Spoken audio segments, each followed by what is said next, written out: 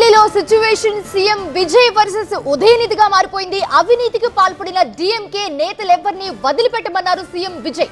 త్వరలో విచారణ చేసి దోషులను శిక్షిస్తామన్నారు. సీఎం విజయ్ స్పీచ్ ను అడ్డుకున్నారు డీఎంకే సభ్యులు. ఆధారాలు చూపించి మాట్లాడాలంటూ సీఎం కి ఉదయనిధి సవాల్ చేశారు.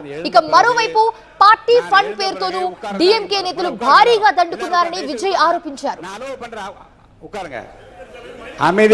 శాఖల్లోనూ భారీగా అవినీతి జరిగిందని, అది పార్టీ ఫండ్ రూపంలో డీఎంకేకే చేరిందని అన్నారు.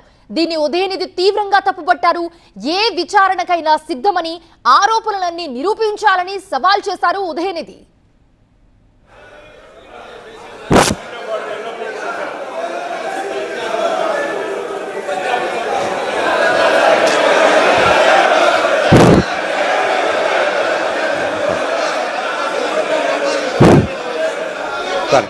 అంతకు ముందు సభలో చర్చ సందర్భంగా విజయ్ కీలక వ్యాఖ్యలు చేశారు.